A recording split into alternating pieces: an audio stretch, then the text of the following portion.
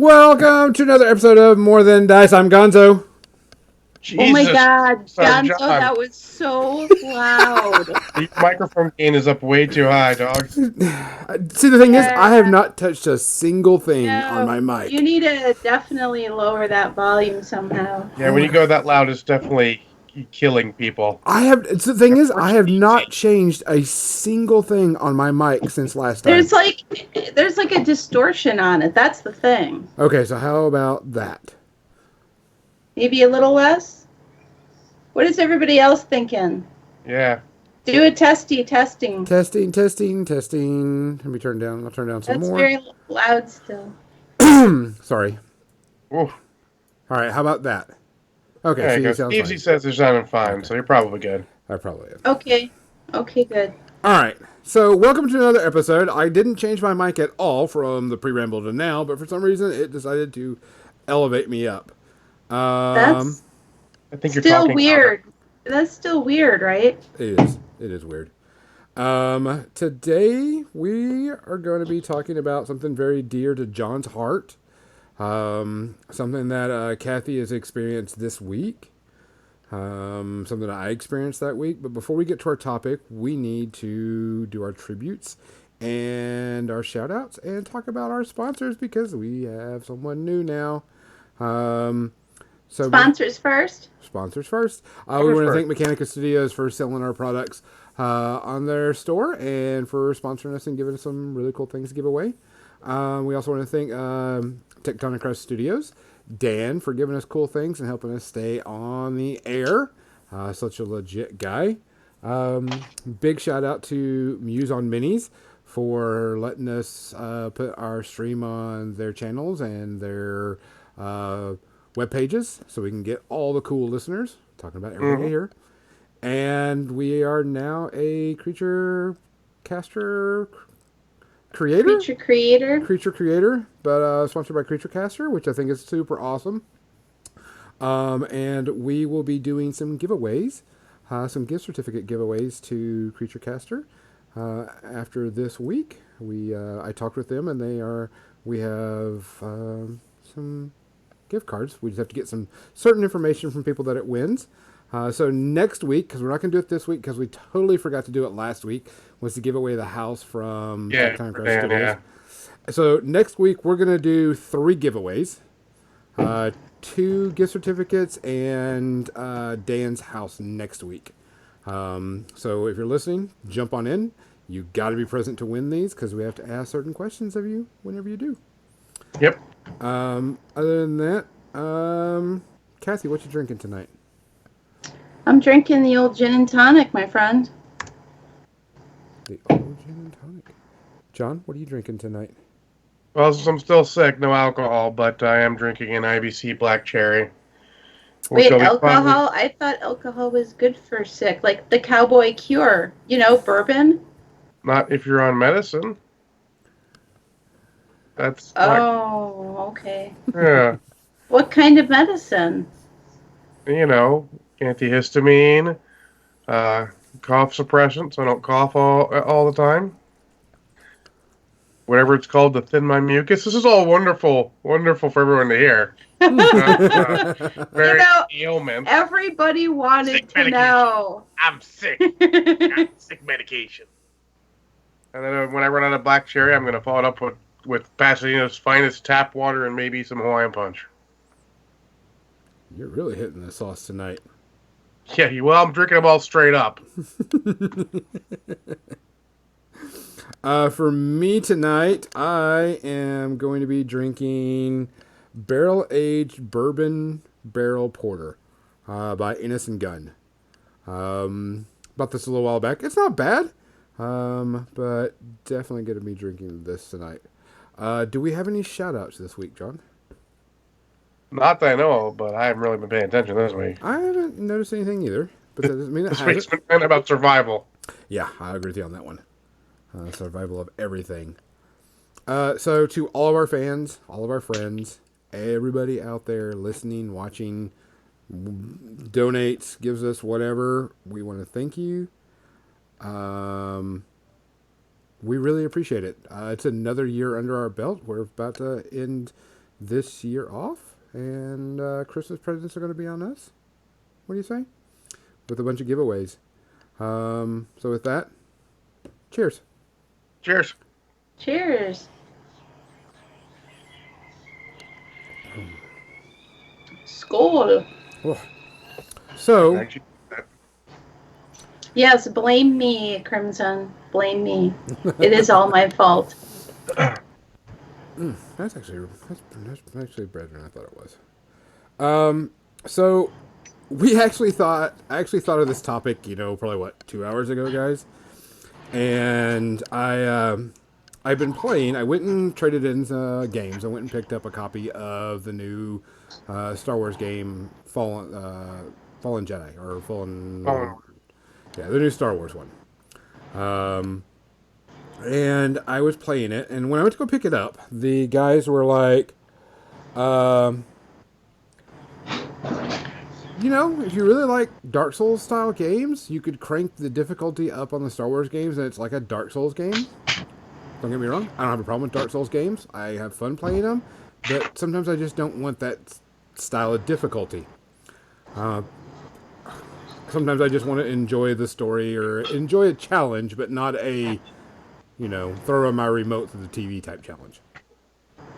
And so I was playing Star Wars Jedi, and I was sitting there doing this one thing. There's a section in the game where you have to jump on this vine, jump from one giant vine to another vine, and then land on an icy surface and skate down.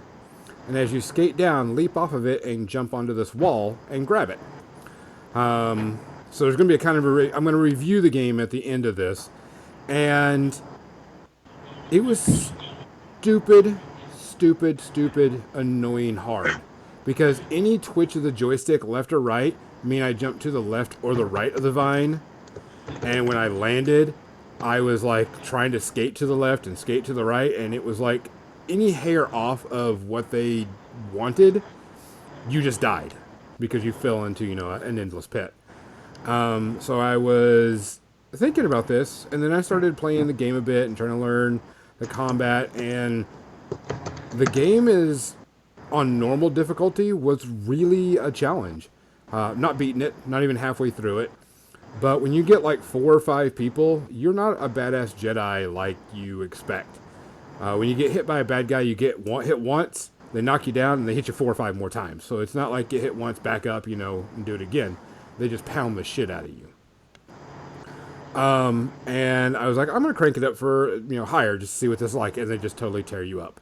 And then I cranked it down to what's called story mode, which is really, they don't do hardly any damage, but you get to get through it and do stuff like that. Cool thing about the game is you can do it at any time, so if you feel frustrated, doesn't matter. But while doing this, it brought up Marvel Crisis Protocol, which playing games and testing it out and getting to do things. And one of the things I noticed with the game is the amount of stuff in the game. All the tokens, the widgets. I got to place this here, got to place that here, got to put this on this, got to put this on that, so on and so forth. I was like, this is a lot of stuff for a game, and it could get really daunting, and it could be, a challenge for not only new players, but also people that are, experienced, and how some of the games just keep on getting more and more complicated the more we do. Past the days of, where we were doing D&D, you just roll a D20 to see if you get it and you're gone, and you're done, but now it's becoming, well, now you got to roll a D20 to scribe and, so on and so forth. So it adds all these difficulties. And I was like, when do we push the envelope and say, this is too much? Why didn't they do it something similar or something simpler, I should say, than what came about? And I know Kathy had mentioned that you played a game this weekend that you were like, I can talk about this because it was something that came up with you. So what game are you talking about? I'm going to switch over to the paint cam so I can work on the models and everybody can see what I'm working on. So anybody who's an old school gamer will recognize Avalon Hill games. And they're very in-depth and complex games, and John knows what I'm talking about.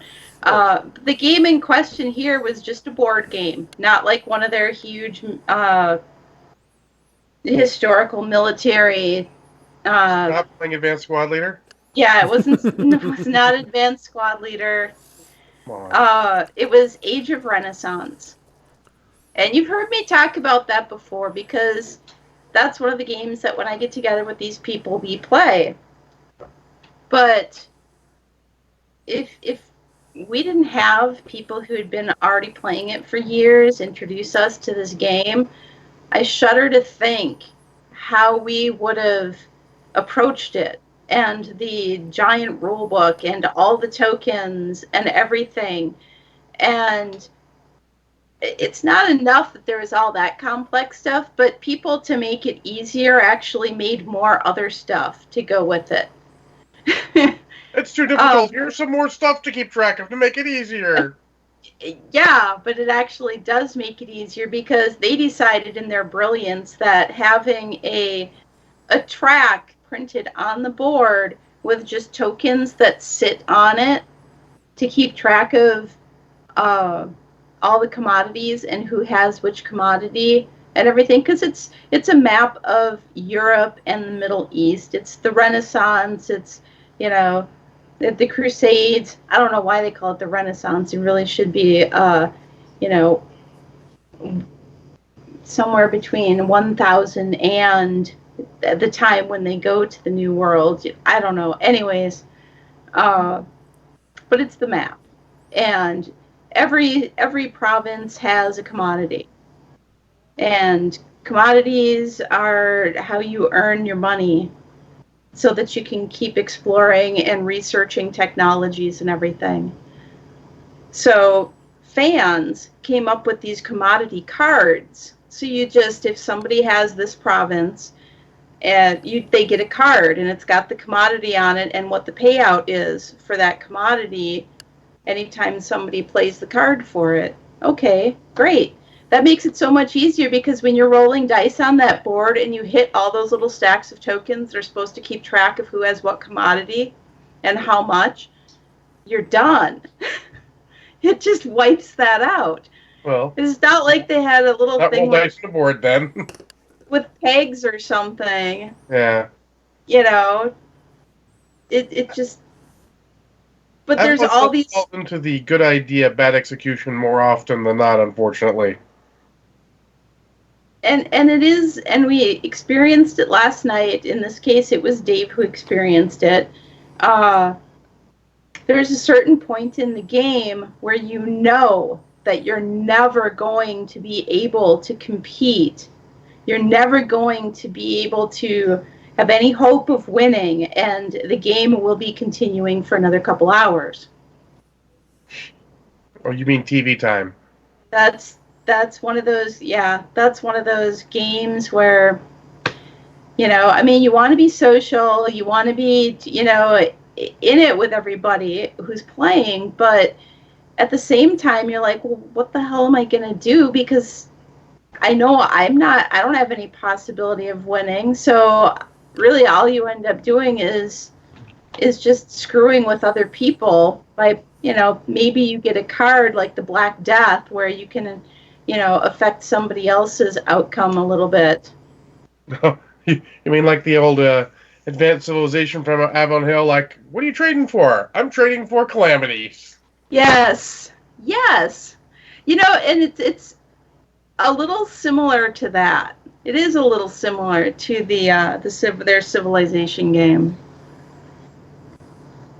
But there's so many tiny little rules and minutia and tokens. There's tokens for this, there's tokens for that. Yeah, and there's that whole order of play thing with like 10 different phases of the game that you go through. I don't think anyone from Avalon Hill heard of the little acronym KISS, Keep It Simple, Stupid. Yeah. I was in charge for the very first time of keeping track of the misery index. That was my one thing to do to keep track of during the game. Like somebody's the banker, somebody keeps track of the commodity cards. So it's I part was of the in game, charge- not how miserable you guys are playing Yeah. the game. Yeah, I was in charge of the misery index, of which my husband almost got to the very end of. Once you get all the way down to the bottom of the misery index, you basically in hell, and you lose. You're just out of the game at that point. But he got way down very close to the bottom. I think for a while he was just trying to, because it's not a balanced game, and he was Hamburg, and they don't do well. Just bottom line, if you're Hamburg, it's probably not going to go well for you. So yeah, I don't know why they decided to go a 6-player game and include Hamburg, but yeah, needlessly complex. So I would say on a general statement that most of the house rules people have ever heard of came about because the game is needlessly complex. Yeah. I'll actually go into, since Gonzo covered a little bit of a miniature game and you covered a board game, I'm actually going to cover a role-playing game. And to be honest, I'm actually going to cover an entire company's role-playing games, and that is the Palladium role-playing game systems. There's nothing wrong with that game system. Come on. You shut your fucking hole. That hurts. I will go along with a lot of nonsensical bullshit, but that is nonsensical for me. Rollmaster. Chartmaster is head and shoulders above Palladium because they at least update things. Now, that's not a good one either, to be honest, but they have so much stuff. Building a character for certain games is like this giant list of figuring out percentages for your skills. Why the hell using percentages for skills? For fuck's sake. Percentages can easily be converted into D20s. Why not just use a D20? Anyways. But you have all this stuff to do, and none of it adds to the game in any way for most of it. You know, it's all just needlessly complex stuff. Like, sure, we all like to keep track of our hit points now, our from killing.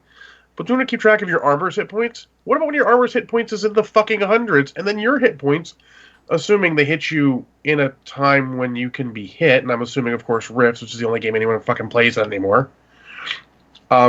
Assuming they don't hit you with a MDC weapon, in which case you're just fucking dead. They don't care how much hit points you have. It is so archaic, it defies description. Like, I get on D&D 5th for going back to the well and really, you know, going back to those sacred cows. Like, Palladium just has not adapted at all. I mean, that's not true. I've seen enough of their games. They've adapted over the years, but they got to a point in the early 80s or mid 80s, and they said, fuck it, this is perfect, let's go. And they ain't really changed since. They just add extra complexity. And to what Gonzo said earlier, sometimes having this, you know, penalties to a skill check is sort of a new thing. That wasn't like in old games. You either succeeded or you fucking failed in a lot of cases.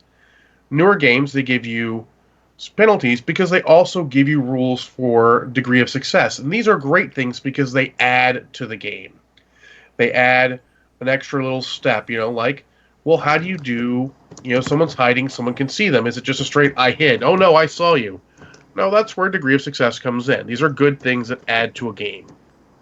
You know, nothing is as cool as a player, you know, making this amazing roll on something super simple and get this just amazing result because, you know, I'm going to, you do something silly and you pimp it and then it becomes this whole running meme and it becomes super fun for all the players. It can help you tell a better story. So some of that is good, but when you have needlessly complex, say, lists of equipment, you know, skill lists of skills you've never used, still looking at Palladium firmly. Yeah, but just in case.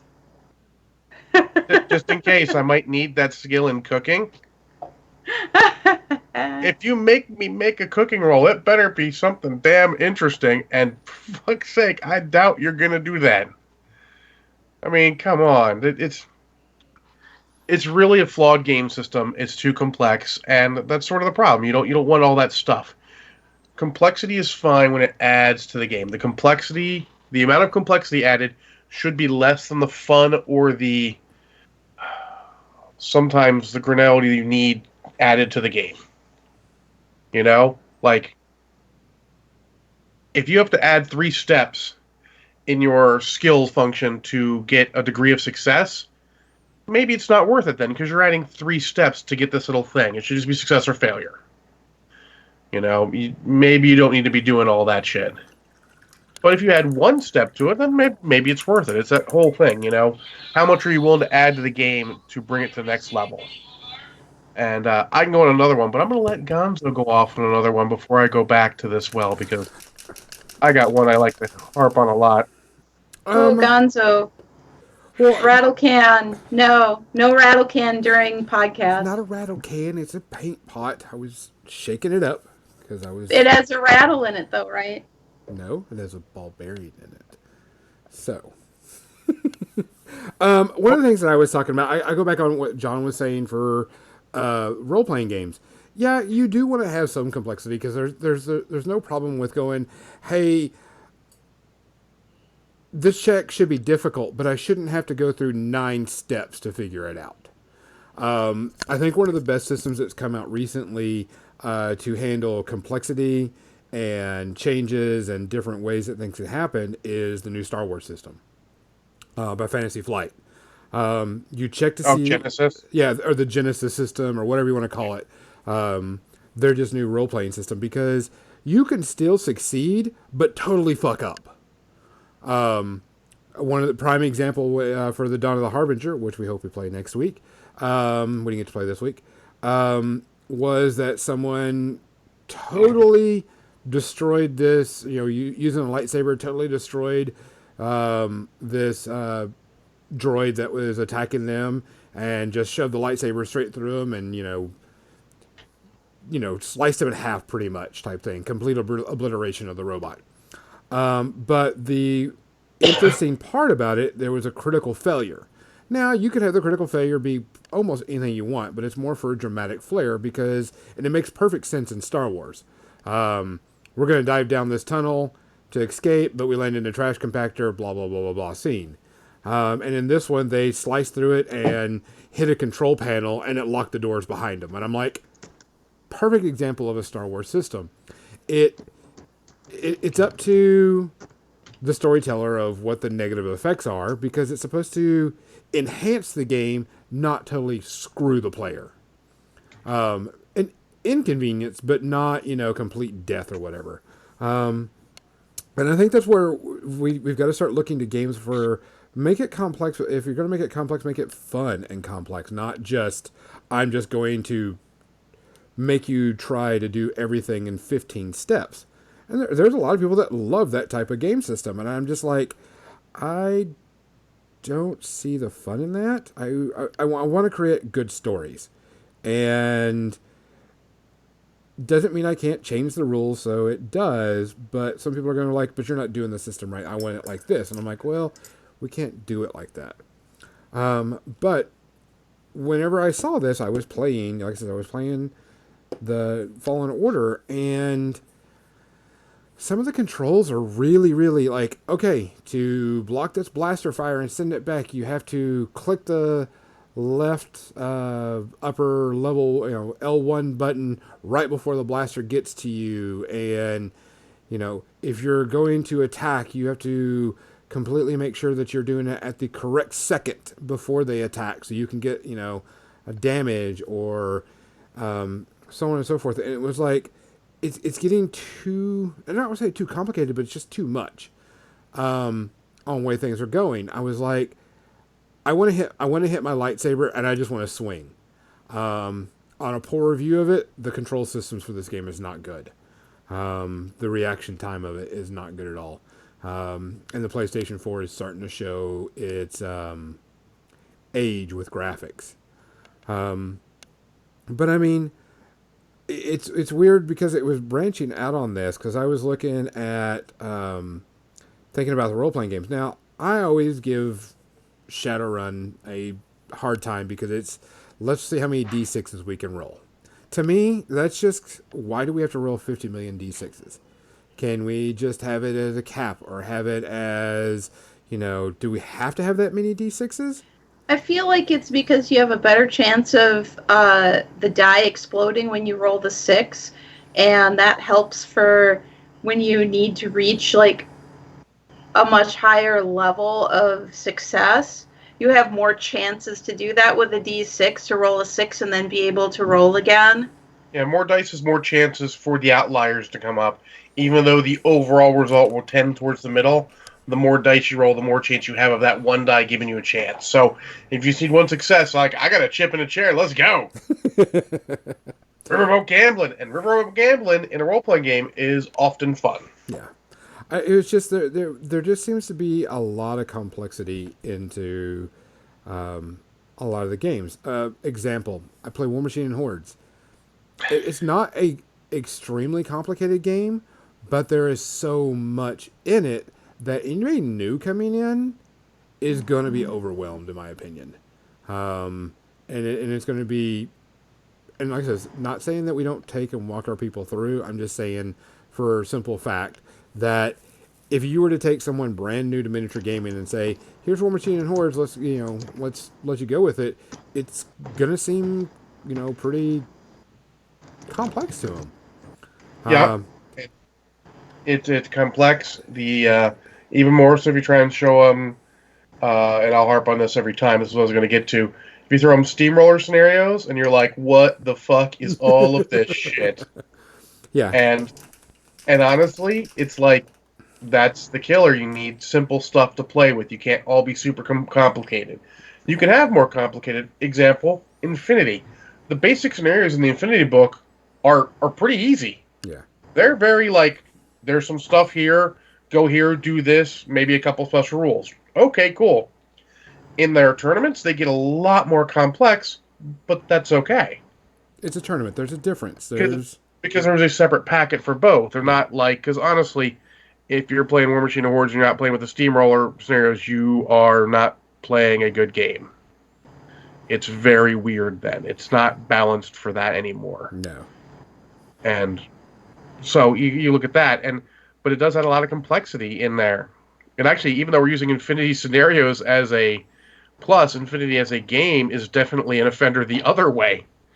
It is complex as shit. Because there's so There are there's like 30 pages of special rules models may have, and then you get to the hacking section, which is like having a magic section for a role-playing game, more or less.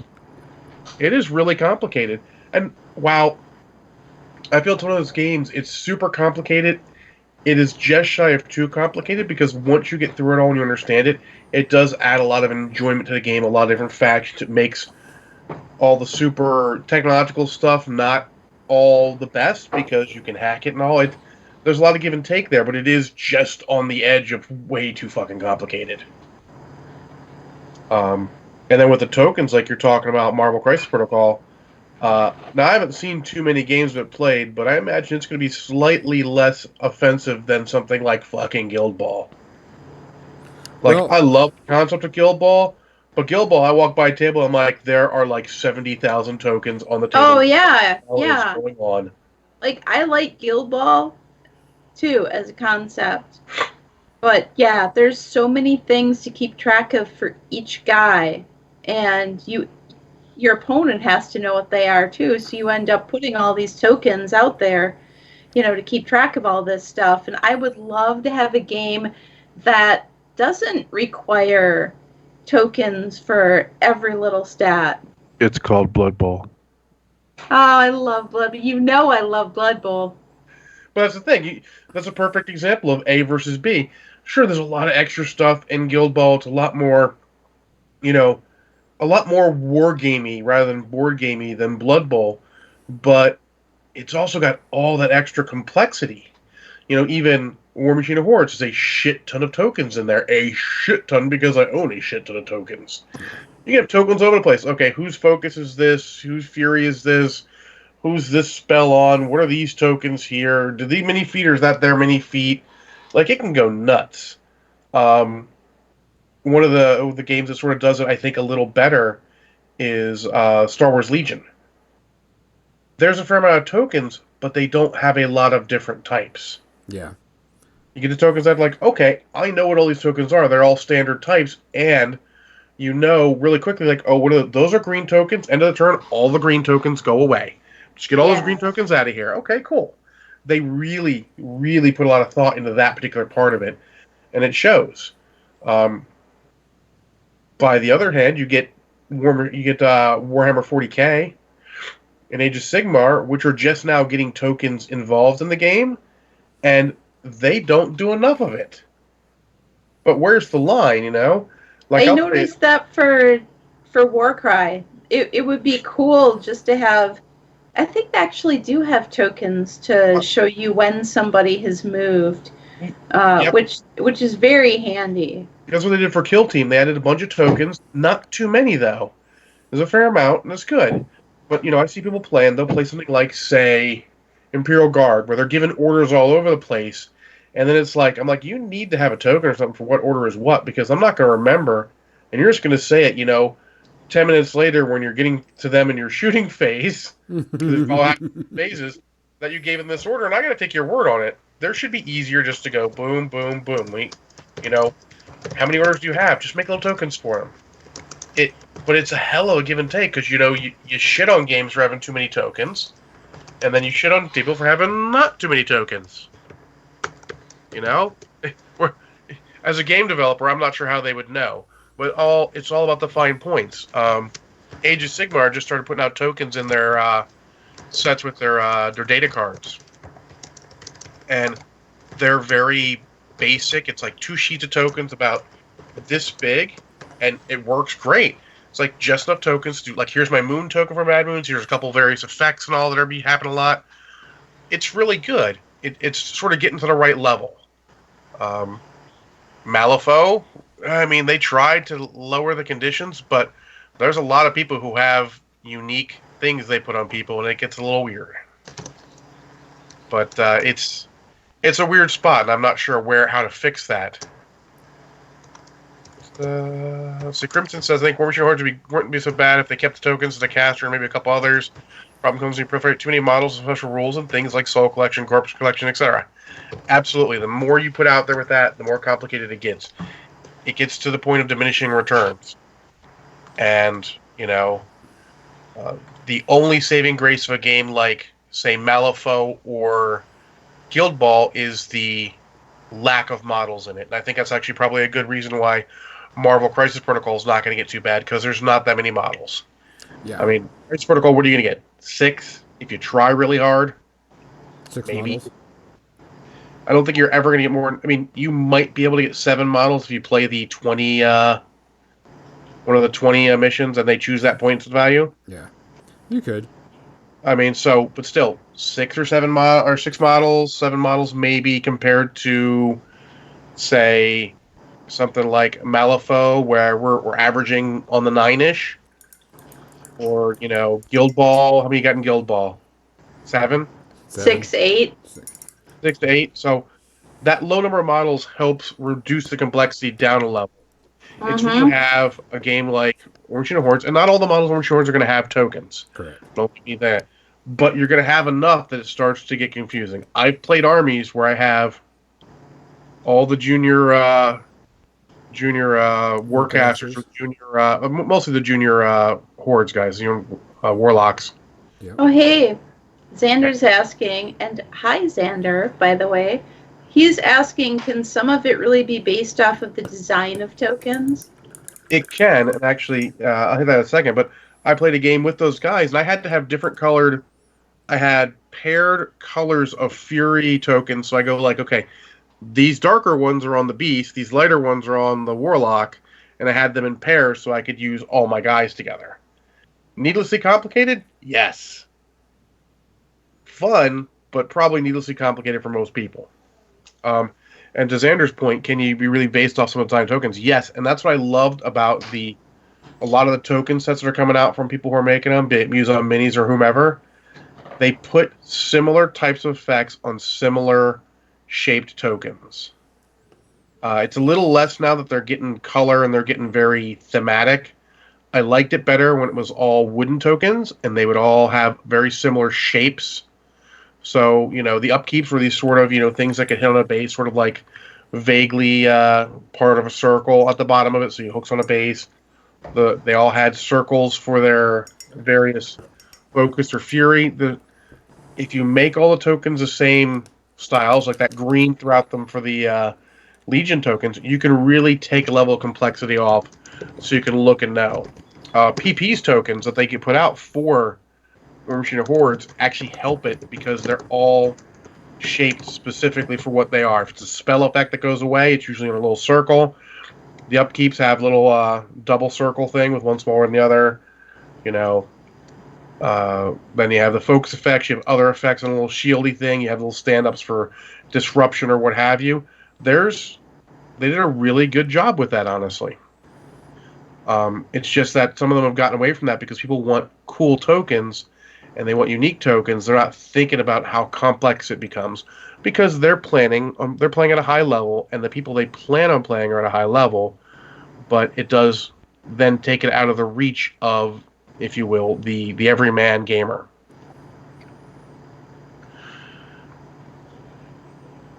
Okay, yeah. Crimson also says Blood Red Skies is an aerial combat game, but instead of having tokens to attract advantage or disadvantage, you have flight stands that tilt the plane so it's climbing or diving. That's a cool effect. I've seen some games like that. Yeah.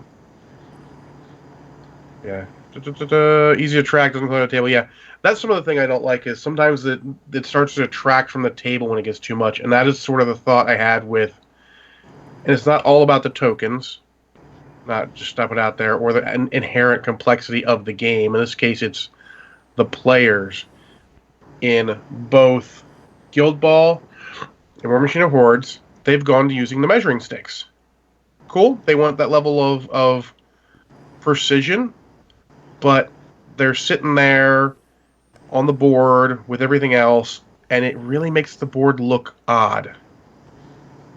The tokens already make it look a little weird. Sometimes people walk by and they're like, I don't even know what's going on here. It takes you out of the visual aspect of the game in much the same way as the flat terrain in War Machine Hordes does. Why play a miniatures game if you're going to have all these tokens? You might as well just be playing Age of Renaissance. You might as well just be playing a board game. Absolutely. Or even a next level game, like a Battletech style miniature game where you have your sheet for each unit or whatever, and you're just jotting down notes or whatever on it, like, okay, I moved this far, so I'm this hard to hit. My heat level is this. It would be all on the sheet. We used to do that all the time. But now you're trying to keep it on the table. And that's what helps gravitate people towards Warhammer. I guess, do you think they want to keep it on the table because they want the other person to know what's going on with their guys too? Whereas if you're keeping it on a sheet, then the other guy, you got to pass the sheet around so that the other guy can look at it. Oh, absolutely, yes. And honestly, from a standard perspective, it is good to have it all there so you can see what's going on. Like I said, with the guard guy and the orders he's given. It makes the game speedier, and most people are looking at it from a sort of limited time, maybe competitive-ish perspective. But the average person walks by, they don't know what's going on, and then not sure, and then they see people playing, Warhammer 40K or Kings of War or Age of Sigmar or something, and there's almost no tokens. It's easy to see these guys are moving up, they're rolling dice, they're attacking. It's much easier to follow, and it draws the people in.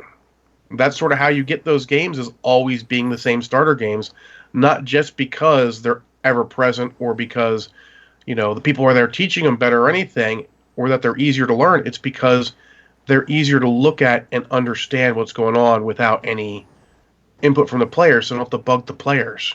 They also don't look as complex. No. When you've got all that stuff on the board that is so esoteric, it might as well be arcane magical symbols, Oh, yeah. And you look at this other game and it just looks like a bunch of miniatures, like you're playing toy soldiers. Hey, that looks fun. Yep. This other one is like, oh my God, I'm going to have to do a ton of homework in order to understand this game. Well, yep. And the perspective of the illusion of complexity will hurt a game.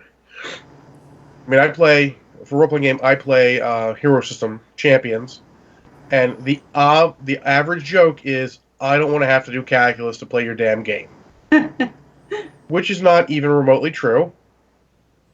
And I laugh at people who say that, but it's the perspective, their idea of it. They look at it and like, how do I figure this out?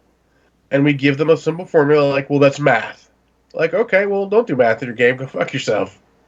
You do math all the time. Do you add up how much damage you do? Sure, the numbers are bigger. It is an older game, and it shows its age because it's changed a bit, but it still hasn't gotten it all out there. It's one of those games that's on that level. Like, is it too complicated? Is it not? I'm not sure. They've done a lot to make it less complicated, but it might be for the average person a bit too complicated. That's where D&D comes in. D&D is still basic and easy, and I think that's why 4E, more than anything, failed. It wasn't as easy necessarily as classic D&D. It has that complexity, or the illusion of complexity. It's really not complex at all, and that'll hurt a game. Gonzo, do you want to talk at all? I'm listening. No, I'm agreeing with you. Being, on a competitive scene for War Machine and Hordes for a while, you had to have all those tokens because it was like, why would you? Oh, you didn't say that you had that, so where's your token to say that you had that type thing?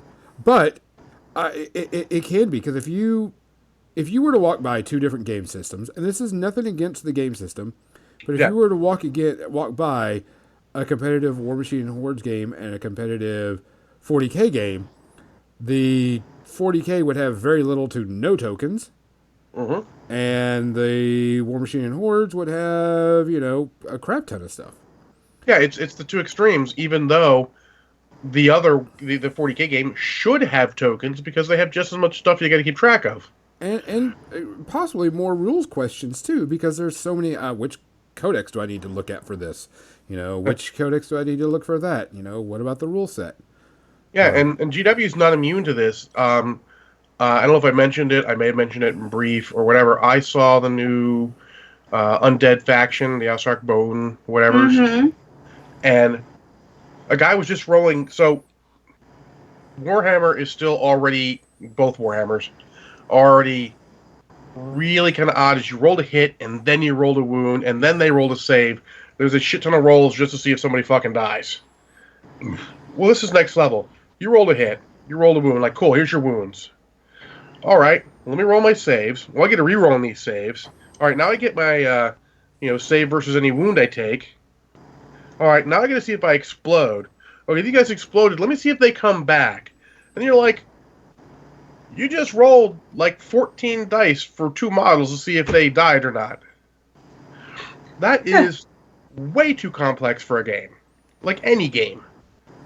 Like, no other board game or miniature game has that many rolls just to see if you fucking kill somebody.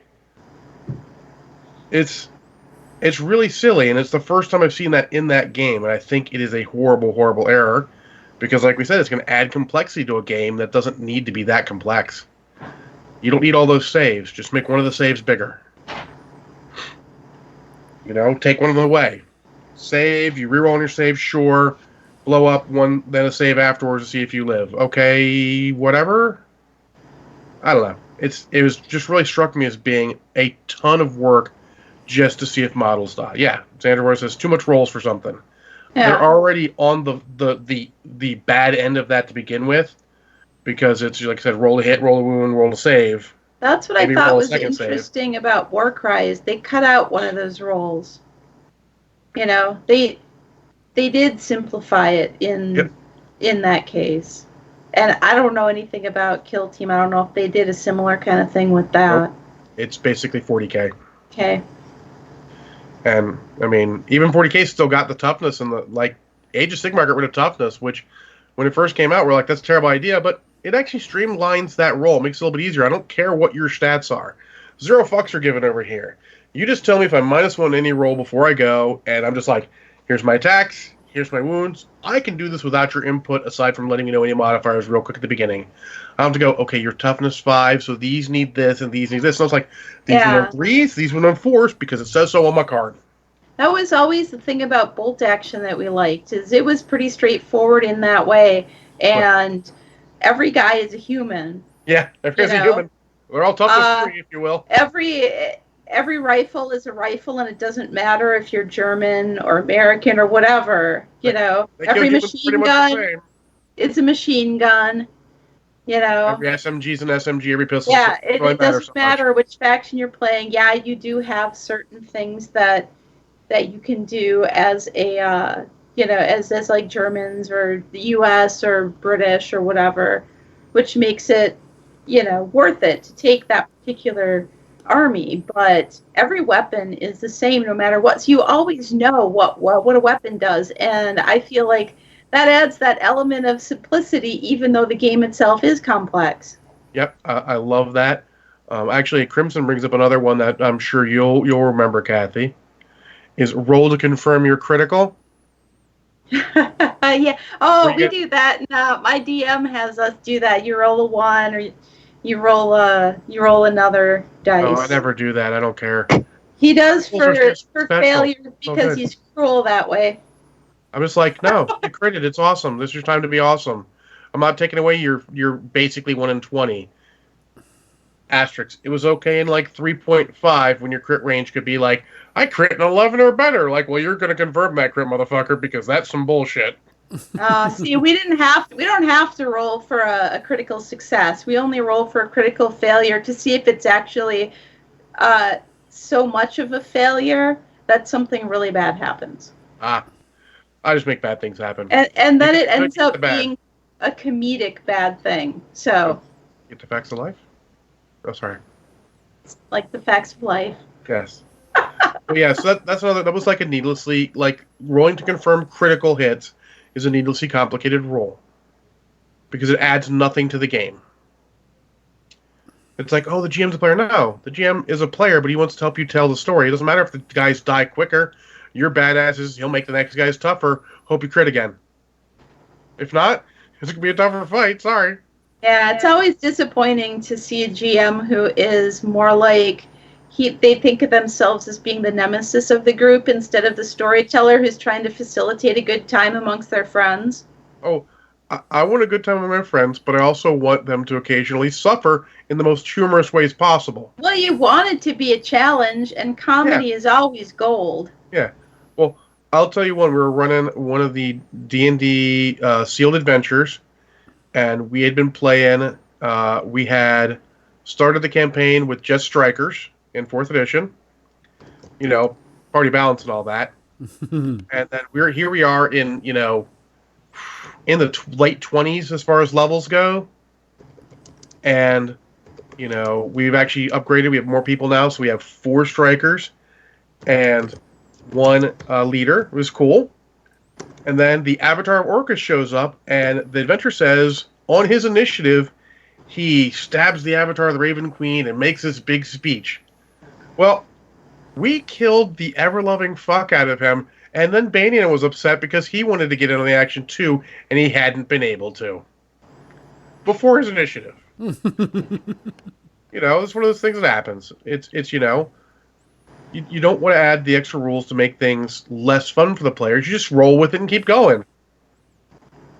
It's so role-playing games. It's I haven't seen the latest Shadowrun yet, Gonzo, to see how complicated it is, but old Shadowruns always was a little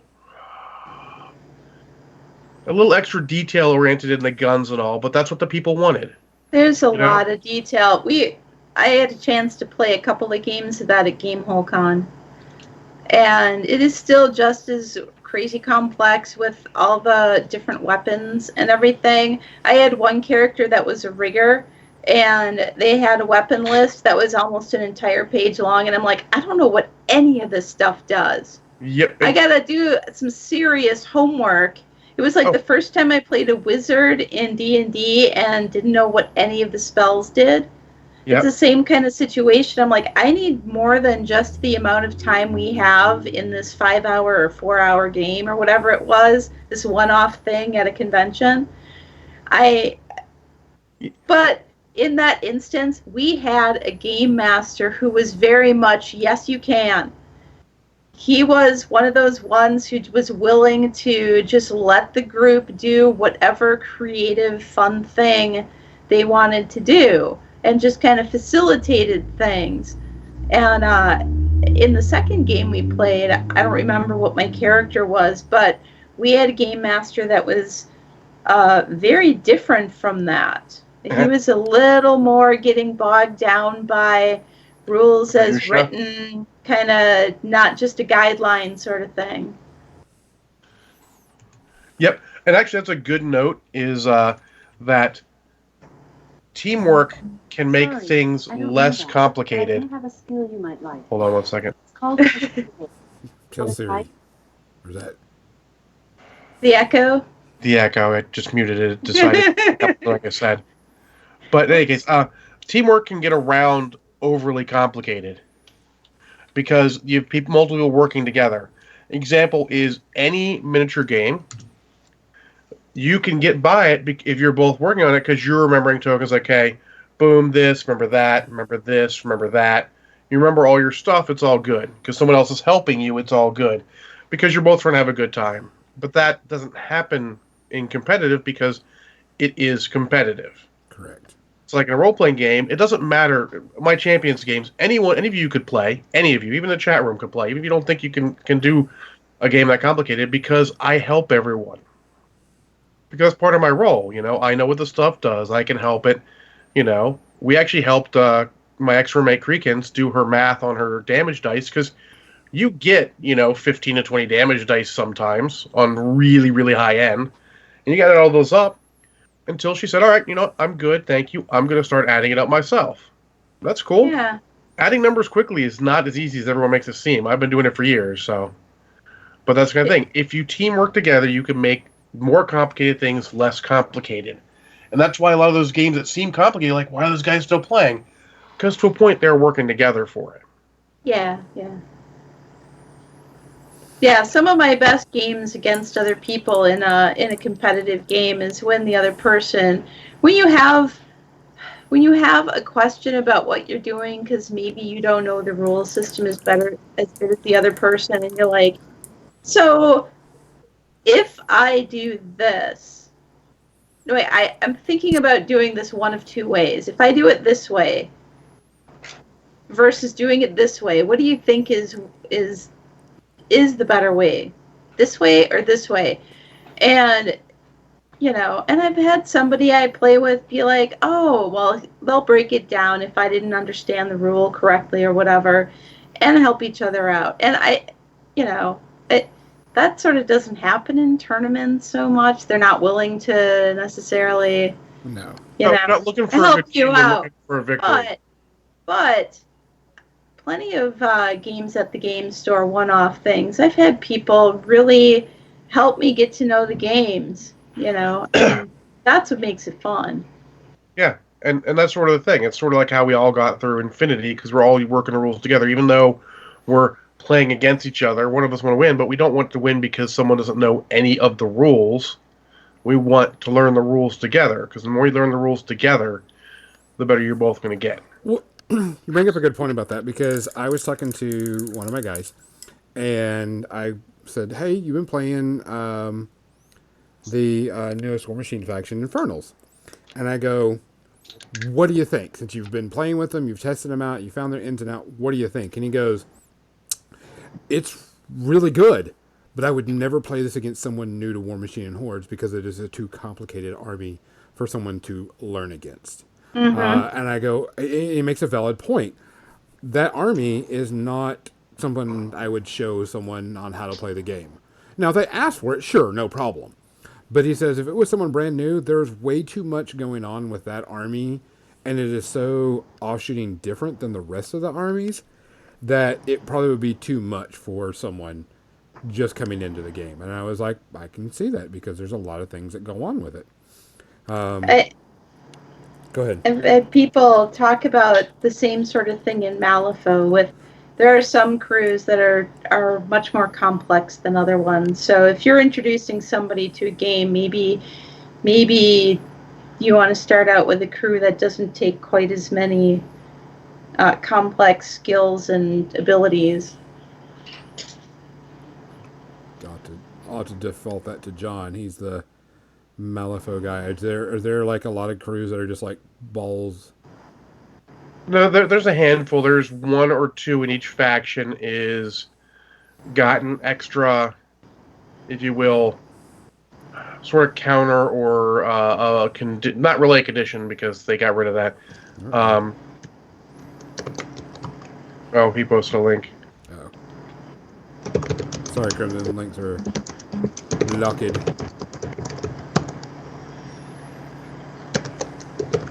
But yeah, so I mean, some of them have just an extra ability. Like last one I played against Dave was the Crossroads 7, and they all give people sin tokens. They can use the tokens for crazy shit, and it does make the game a next level worth of uh,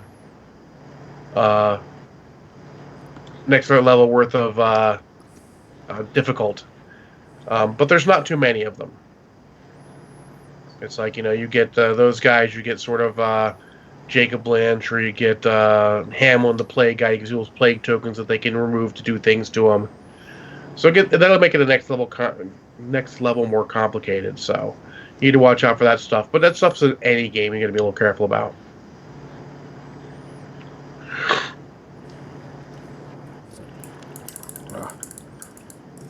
Well, 2 minutes. We could switch over to media section, unless we have more things you want to talk about. I got overly complex games. I think there are people that do like the over complex games. There are people that want that type of realism. But you really need to talk about who you're playing with and how you want to play the game. Because almost every system has, like, weapon breakage or armor breakage or, whatever. And you really need to sit and talk with those people to find out what you like. Do you want to go with that? Do you not want to go with that? Do you want to go with, something else? How do you, as a group of players, want to handle certain things? Which is super important for the stuff that you're going to be doing with it. You want to make sure that it's not going to be too much for your players, too much for someone coming into a miniature game, or someone, doing any of that stuff, because you want people to play a game because, well, it's a game, but you don't want them to go, well, this is just way too much. And you're like, well, we can take this away or this way. Then, how much do you take away until the game is no longer the game? Type thing. Yeah. So, I'm going to go ahead and stick with, if anybody doesn't care, I'll stick on the painting cam because I'm trying to get Spidey partially done and stuff. So, I'm going to go and work on this unless someone wants me to switch it over to the media screen.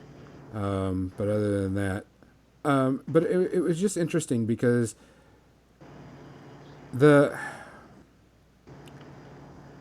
I want to like Fallen Jedi. I really do. But just something about it just makes me go, this is not a great game. But we can talk about the media section, so we can go and go with that. I'm going to go and give a review of Fallen Order, the new EA game about, this Jedi. And the story is set shortly after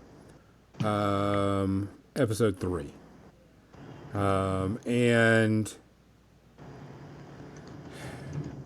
you play a character that is force sensitive and at one point was a Padawan. No secret behind that. But you're trying to escape Imperial rule and the Empire and try to find out cool things about the Jedi Order. Cool. I'm behind it. No problem with the story. But the controls for the game are bad. Like you try to hit a force push and it's like hit force push 1, 2, 3, and I push. You try to slow time, hit the button 1, 2, and now it slows. There is something wrong, in my opinion, that the timing is off. Because at one point they teach you how to use force push, and your master throws this object at you, and you're supposed to hit the button to push it out of, away from you and hit him. Cool, no problem. Test out, see how far force push works, and so on and so forth. And it's like, oh, you have to wait till it gets closer. All right, and I'd still hit the button, and then the timing is just completely off on the game. I'm not sure if it's designed like that or what's going on, but it doesn't feel very responsive.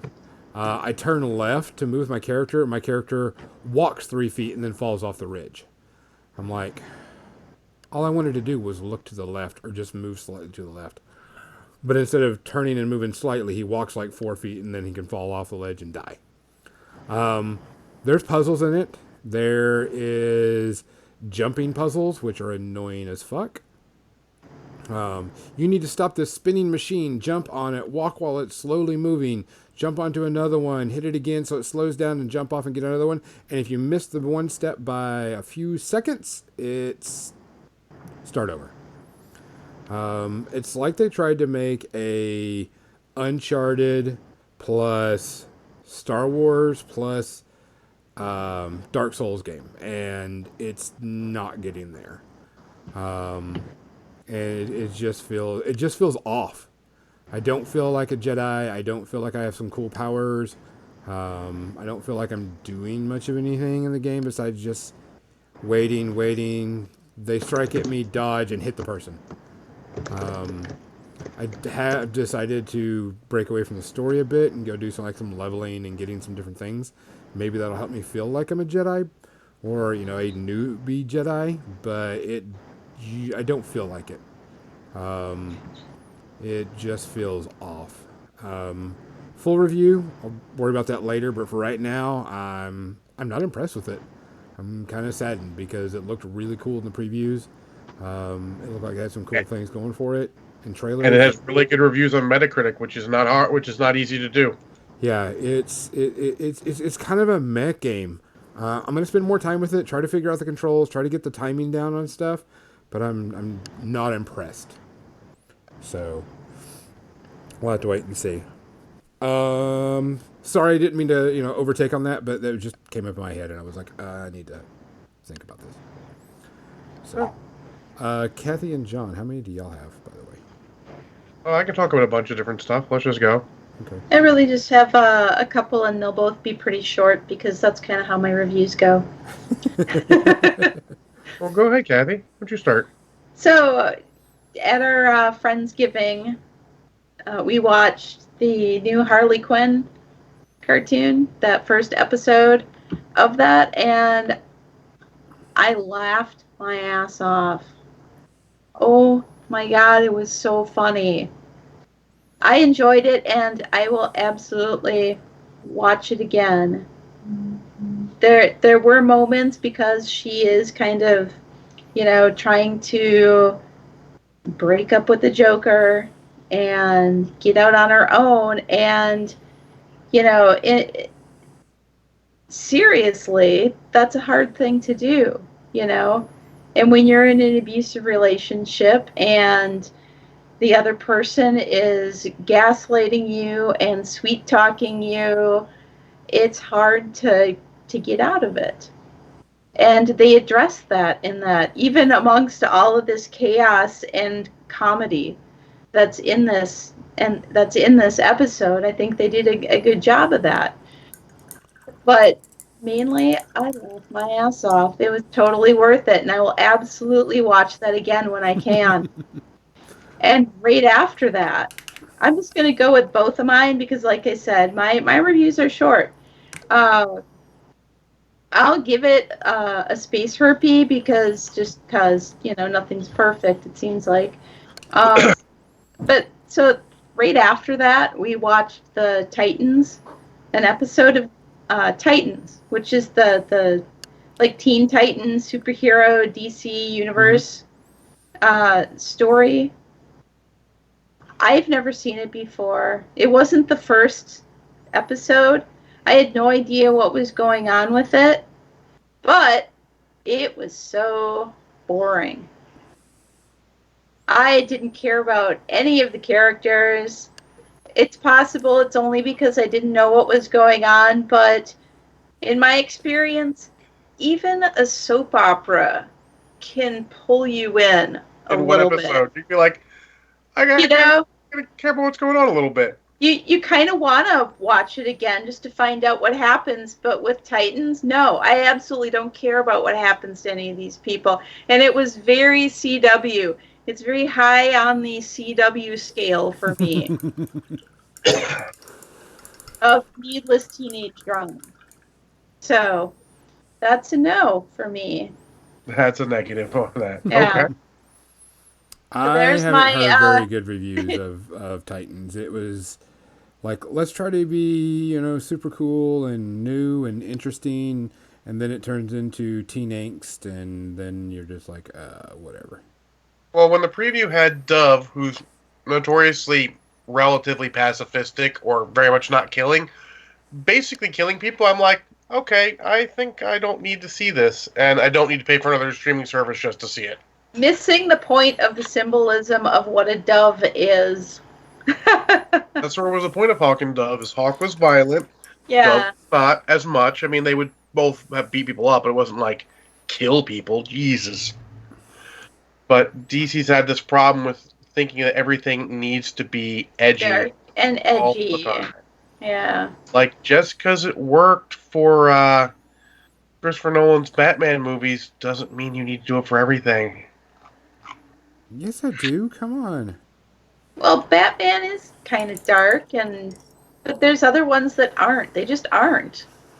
Superman should never be dark and edgy. No. That makes him not Superman. No. You know, Right. it's funny because as a kid, I might have read more Superboy comics, and of course, these were the ones my brother got from the flea market when we were kids, so they were probably from the 1960s, anyways. So it was incredibly wholesome. It was too wholesome.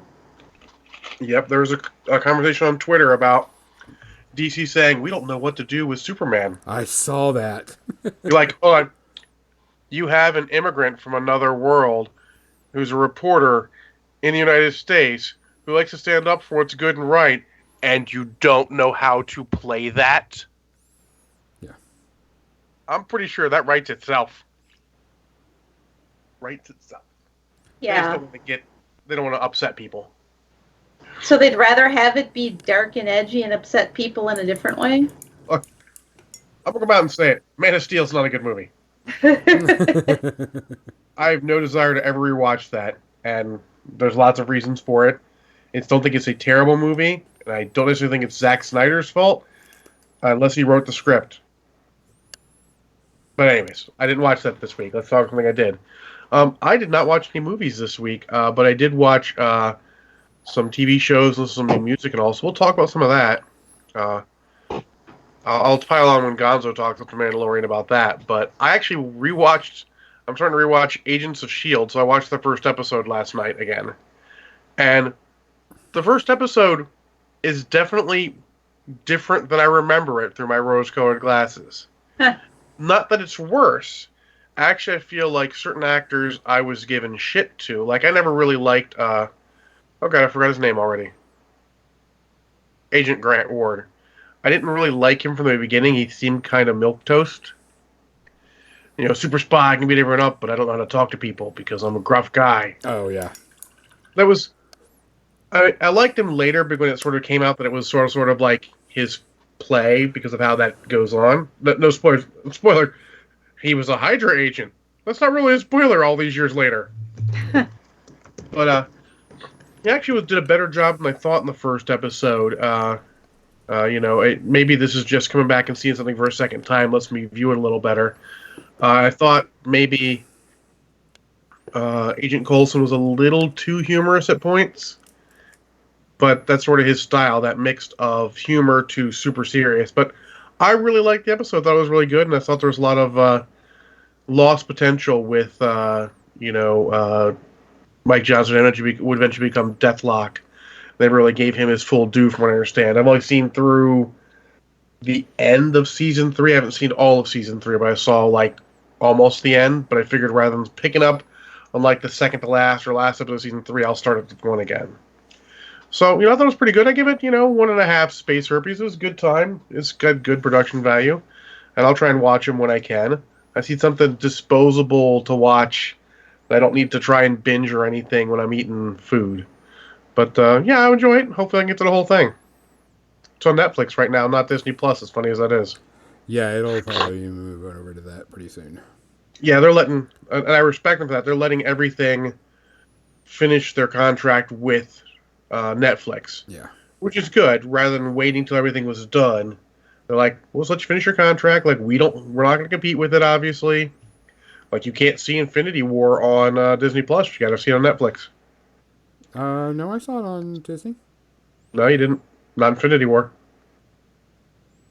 You may have seen Endgame. Oh, maybe I am thinking Endgame. Yeah, because Infinity War is still only on Disney Plus, or not only on Netflix. So, but it's all good. So, Gonzo, why don't you hit me with one? I added just pure, because we were watching a show on ABC, and it started up after it, and we just decided not to change the channel and just let it roll. We have been watching and doing the Goldbergs.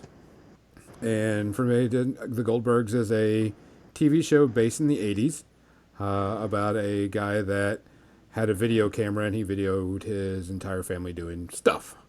And so it's kind of, his thing. And it comes back to family and all this other stuff, but it has, and I can't deny it, it has such a nostalgia feeling that I am totally loving it. It is actually pretty damn funny. It's not just the nostalgia of it, but it's written really well and the characters are really funny. But I'm totally digging it. First time I've ever seen it, so I'm like 1 out of 7 season or whatever. So I'm still, getting into it. But I should have been watching it to begin with because it's about 80s stuff and about 80s kids and everything, but I didn't because, well, it's, one of those TV shows where it's always on and everybody's watching it and you don't know how long things are going to last anymore. But it was pretty good. Great one-liners. The characters are really well written. They're easy to relate to because of course, there's always a life lesson in every single show.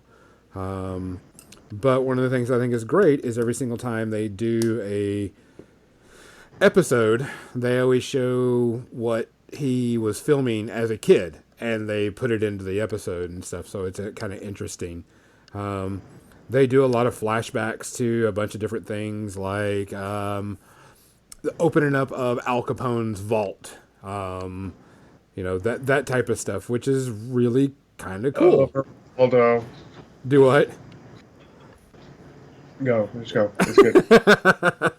But I mean, it was stuff like that I just thought was really interesting. Last episode I watched, they had Weird Al Yankovic on there, and so it was, it's just there is a lot of nostalgia. You can't help it, but it's interesting because you're like, he always jokes around because he's talking from his current adult age about, yes, when you originally had to call your parents, you had to use a phone that was connected to a wall, and so on and so forth. And you probably had to put a quarter in it to make it work. But I mean, there was just all that type of stuff, and it's really funny to see the difference because they were like, ooh, CD, the new technology, we can't get more advanced than CDs, type thing. So it was just interesting for the part. I'm enjoying it. I'll keep watching it. I've got plenty of episodes, so I mean, I won't run out of episodes anytime soon. That does sound amusing. It is very amusing, very funny. They pull some of the stupidest jokes and just some of the funniest stuff. But I can see myself in one of the kids. I can see family members, so on and so forth. Right now, I'm giving it 0 space herpes. I know that it is getting up there because 7 years on a TV show. Eventually, the 80s have got to run out. So, don't know what they're going to do. The 90s? Yeah. But there already was a show called The 90s, but it was based off of something else. But so far, I'm enjoying it. I like it. It's funny. I'll keep watching it. Cool. So my next, I'm actually talking about a band I don't always say just started listening to, but just started really listening to more of their work is Clutch. Oh, man. And it actually came out naturally. I was just sitting on YouTube listening. They a song came up called "Quick Death in Texas," which is very amusing. Has a sort of southern country rock sort of feel, and a Mm-hmm. lot of their some of their songs do. I don't want to say all of them.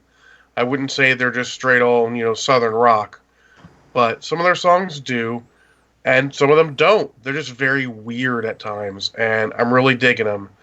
They are pretty good rock. They actually just released their video for their cover of "Fortunate Son," which is very good. I mean, they did a really good job covering that, and it's not necessarily an easy song to do. You need a certain type of voice, but lead singer's got that. And it really struck me because I originally heard them way back on the soundtrack to Escape from LA. Mm-hmm. They had a song that sounds nothing like their current stuff, which apparently is a common theme on that CD since there's a Sugar Ray song on there. It sounds something like Sugar Ray. Spoiler, Sugar Ray was originally metal. What? Yes. But no, I'm really enjoying that. Suggest you guys take a listen to their cover of Fortunate Son. It was very good and enjoying. Maybe check out some other stuff. I suggest Quick Death in Texas, Electric Worry, and X-Ray Vision are very good songs. And if you want to hear the total weird one that I had off the soundtrack, it's called Escape from the Prison Planet, off the album of the same name or the Escape from LA soundtrack, which was not bad. I will give them one Space Herpy because they are a little weird, and I'm not really sure how their overall catalog goes, since I got a song that's really weird and some southern rock and something sort of in the middle, maybe more towards southern rock. I have to see where they actually are. See if they continue their trend and get. Yeah, well, so let's see what I can figure out. Like discovering a new band, just finding time to listen to it all is interesting. Sometimes you ain't got the time to listen to it all. Sometimes you just gotta listen to what you listen to. Gonzo, what you got? I hold on one second. I got a lot of paint on this, and I just want to get it off of my brush. Sorry. No worries. I'll talk about those real Go quick. real quick because I'm trying to get this last bit of Noah Wash on Iron Man to get some darkness to Get it. him on there. Yeah, Yep. sorry. So it's Christmas time, so Christmas music's around. I really like a bunch of different songs, but I've been listening to different versions of "You're a Mean One, Mr. Grinch," of which the best one is, of course, the Whirling Dervishes version. But one that just came out recently that I kind of like is from Small Town Titans. They did a cover of it that's pretty solid, too. Not better than the Whirling Dervishes, but it's definitely interesting. Similar vein, sort of rocked up version, good to listen to. So, check that out also. What was it? There was something I saw just recently. Oh, I remember what it was. The holiday episode of Nailed It came on. It's on Netflix. If you haven't seen it, Nailed It is a show about taking average, ordinary people and making them recreate exaggerated holiday type things, huge cakes and such, and cookies or whatever. But stuff that professionals would make. And I don't know how much longer this show can last. Sure, it's fun to watch people do this stuff, but how many times can we watch the same person screw stuff up? Excuse me. And laugh about it. I mean, there's got to be something to it besides, okay, here's our normal show with a bunch, and then here's, sorry, man, I got the perks really bad. A holiday special, and then they bring on a guest every so often to crack jokes with it.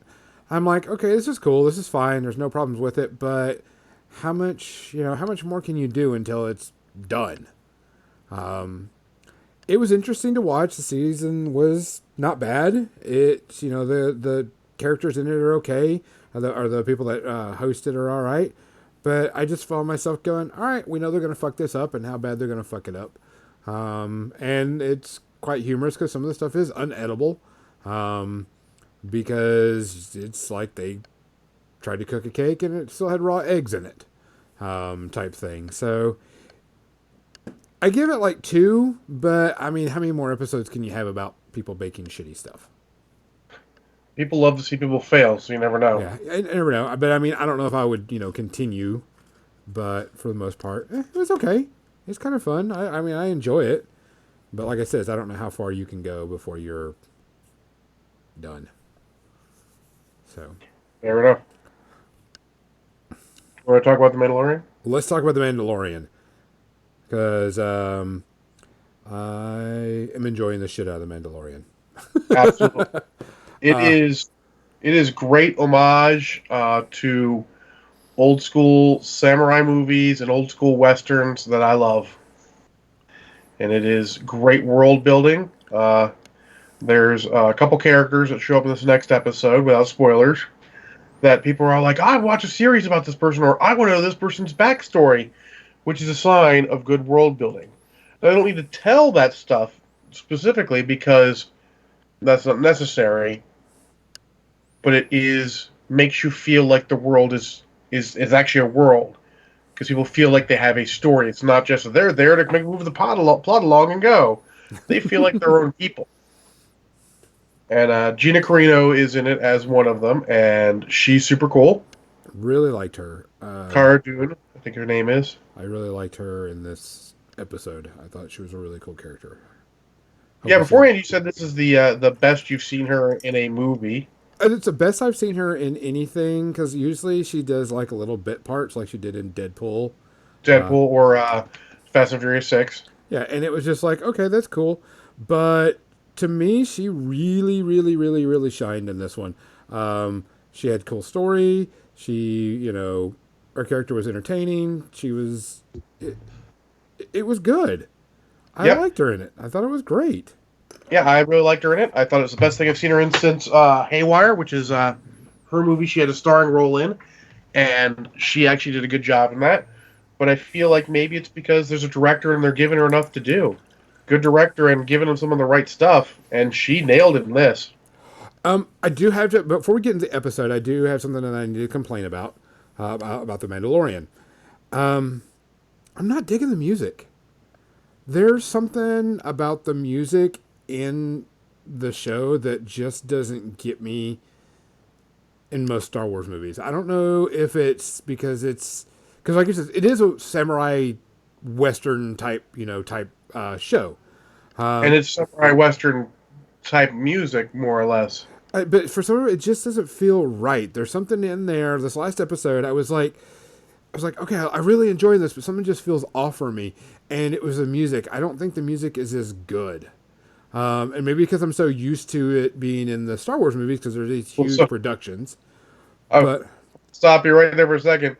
Are you telling me that the music in this, streaming TV show isn't as good as the movies, which are done by John Williams, the greatest soundtrack composer ever? I know. Or Mike Giacchino, the best up-and-coming soundtrack picker ever? I mean, what?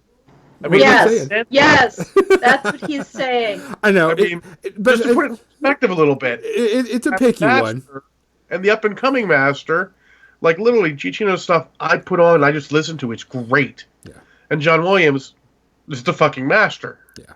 Like I said, it's a nitpick, but for something, to me, the music just feels kind of off a bit.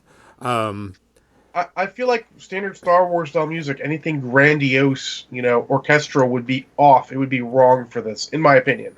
It could work, and for a lot of people it would work and sort of give you that Star Wars feel. Yeah. But I don't think it'd be right for what they're doing with this. I feel like this sort of subdued, vaguely Western samurai sound is what is helping or not detracting, at the very least. It was just something I noticed, that the music just didn't seem very, and I guess it's a nitpick, didn't seem very Star Warsy. It just seemed off. It kind of put me off a bit, and I was like,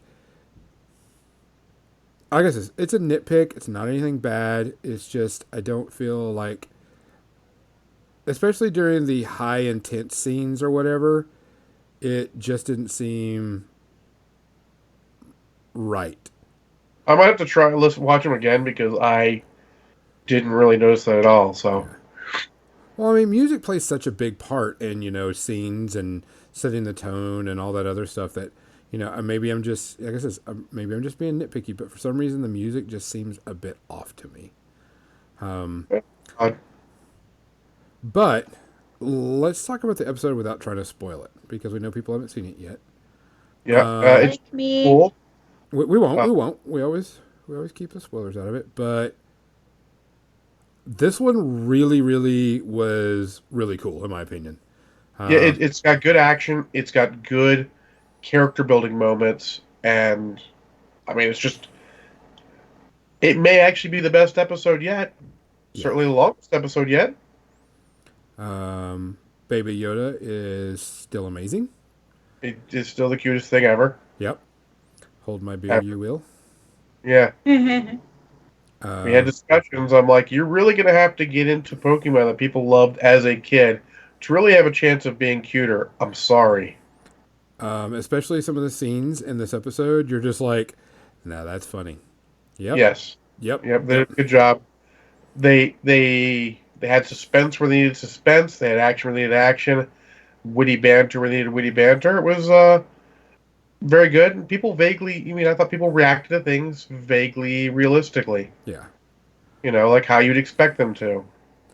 I'm kind of curious about some characters in this episode because there was some eye-opening things that we learned about some people, and not the main characters. That I'm just like, why did that happen? Why was this? And but it was a good world building and good. Someone called it a filler episode, but I'm like, it's not a filler episode. It serves exactly the point it needs to serve in the series. Yes, it wasn't like you didn't care about it. It wasn't like the characters didn't grow. They did grow. They did expand. You learned about the different Mandalorian stuff. So I mean, it wasn't like you were just one and done. It was like, oh, here's just some randomness that happens in the series. It explores the world a bit more. You get to learn more about the Mandalorians. You get to learn more about a new planet. I did find it funny that someone made a joke that if anybody from the Star Wars universe ever came to Earth, they would flip out because there's a planet that has all type of terrain features and all type of that has a desert, a jungle. There, the planet isn't all one terrain form. So I It's thought like that was a kind of planetary Hawaii. yeah. So I mean, I just thought it was hilarious. Someone had made a joke about that because every planet they go to is one type of terrain feature. Oh, this is a desert planet. This is a jungle planet. So on and so Yeah. To be fair, no one's ever seen the rest of Tatooine. That They've is only true. seen that area right around where Luke lived. Yeah. No one's ever seen. I mean, Hoth is the ice world of Hoth. It's been described as that, so it's Yeah. all icy. But I mean, so it was just tourist funny that event. was that So came okay, up. but most of the rest of the planets, you never know. You don't see them. Yeah. But I just thought that was kind of interesting that someone brought that up. Yeah. Well, the Mandalorian is still going to be rocking a full zero. Yeah, it's been solid. Like I says, and like I says, it's a nitpick when I was talking about the music. Just it seems a little off for me. Not bad, just off. But it pales in comparison to the entire series. Yeah.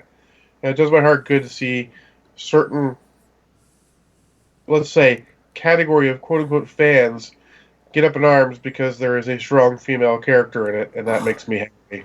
Yeah, I don't understand that because Nowadays, it almost feels like if you put a female character into something, then you must have an ulterior motive that is social justice slanting somehow. Well, I can't wait till we talk about the series of spoilers. I have something that really slaps people who are saying a certain thing about a certain character in the face because, like, oh, really? Well, look at this. But I don't want to spoil anything. Maybe when we get to the end and people have probably seen, the first 3 or 4 episodes, we can probably start talking about it. But we'll see then. But I got some stuff. I mean, I enjoyed it. I didn't feel like they were shoving something down my throat. No. Right. It wasn't like it was force fed to me. I was like, this is really cool. I really like this. Look, they're a badass woman in the Star Wars universe. Okay? What? No. We kind of knew that already, right? Yeah. I mean, yeah, but, I don't know why it's suddenly a surprise. Because people can't You know. Those people make me chuckle. I like to watch. Put the gif of Michael Jackson eating popcorn. That's me watching these things. Yeah. Let's bag of chips. Let's go. Go Some at it, people, guys. their favorite hobby is whining. Anyways, this has been episode 101 because we never did say that at the beginning of it. 102. Shut up. 101 was last week. Yeah. No. Yes. Wait, we podcast last week? Kathy, you high? You drunk? No. You too much gin and juice over there?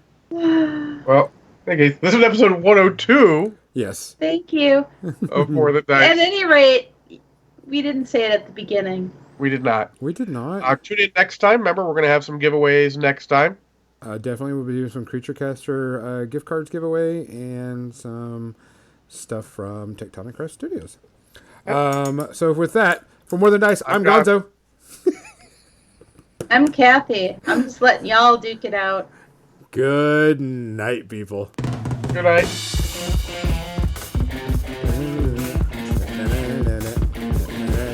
Hey, Banyan said good night.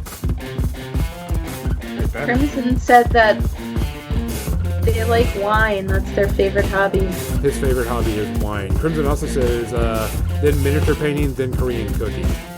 Oh, I like Korean food.